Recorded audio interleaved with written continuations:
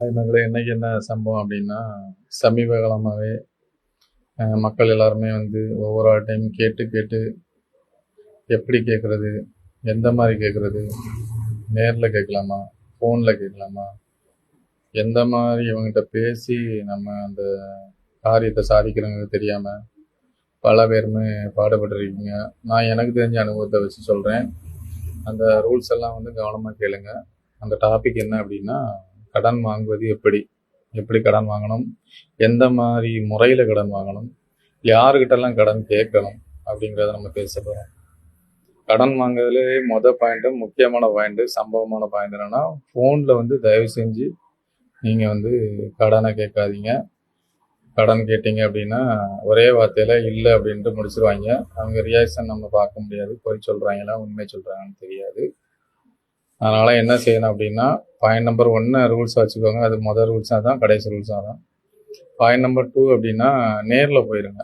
மெயினா நேர்ல போயிட்டு, என்ன மாப்பிள, இல்ல என்ன அக்கா, இல்ல என்ன தம்பி, இல்ல என்ன மச்சி, எப்படி இருக்கீங்க? நல்லா இருக்கீங்களான்னு அவங்க நலம் விசாரிங்க. விசாரிச்சுட்டு அவங்களோட சூழ்நிலைகள் எப்படி இருக்குன்னு மெயினா தெரிஞ்சுக்கிடுங்க. தெரிஞ்சதுக்கு அப்புறமா ஃபர்ஸ்ட் கோலை போடுங்க. ஏதாவது அமௌண்ட் வாய்ப்பு இருக்குமா? நான் கூடிய சீக்கிரம் நம்ம ஒரு இடத்துல இருந்து பணம் வர வேண்டி இருக்கு. அது எவ்வளோ நாளைக்குள்ள தந்துடலாம், அதை சொல்லுங்க.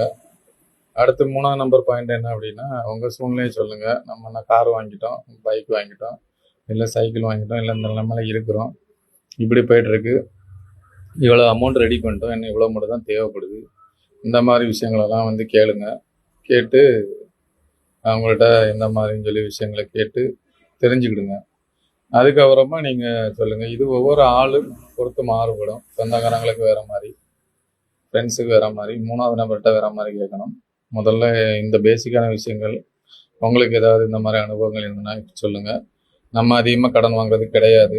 அப்படி நான் வந்து சொல்கிறேன், அப்புறம் இவனடா இவ்வளோ விஷயம் சொல்கிறானே, நீ என்ன ஒழுங்கானு கேட்கக்கூடாது. நான் கடன் வாங்கியிருக்கேன், ஆனால் வந்து வெளியே வாங்குறது கிடையாது. சொந்த பந்தங்களுக்குள்ளேயோ இல்லை அண்ணன் தம்பிக்குள்ளேயே தான் வாங்குறது, இல்லை ஃப்ரெண்ட்ஸுக்கிட்டே தான் வாங்குறது. என்னால் எவ்வளவு கொடுக்க முடியுமோ, திருப்பி கொடுக்க முடியுமோ அந்த சக்திக்கு மீறி நான் கடன் வாங்குறது இல்லை. ஸோ நீங்களும் வந்து கடன் வாங்குறது பிரச்சனை இல்லை, வாங்கினா கரெக்டாக கொடுக்க முடியுமான்னு சிந்தனை பண்ணி செயல்படுங்க.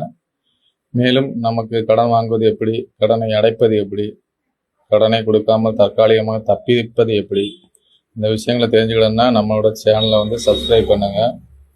இது வந்து நாட்டுக்கும் வீட்டுக்கும் கேடு, அதையும் சொல்லிக்கிட்டேன். பிறகு இவன் என்னோட வழியை சொல்லி தரான்னு சொல்லிட்டு என்னைய ஜெயிலுக்குள்ள தூக்கி வச்சுறாங்க. இப்போ ஜெயிலுக்குள்ள தூக்கி வைக்க தான் சம்பவமாக இருக்குது. அதனால் தெரிஞ்சுக்கிடுங்க. கடன் வாங்கதை அவாய்ட் பண்ணுங்கள். ஒன்லி சோசியல் மெசேஜ் தான். அதை நீங்கள் நல்லபடியாக தான் நல்ல விஷயமா எடுத்தீங்கன்னா நல்லது, கெட்டதாக எடுத்தால் கெட்டது. நான் போட்டிருக்க டாபிக் உங்களுக்கு பிடிச்சிருந்தா கமெண்ட் பண்ணுங்கள். பிடிக்கல அப்படின்னா தட்டி விட்டு போங்க மக்கா. டாட்டா.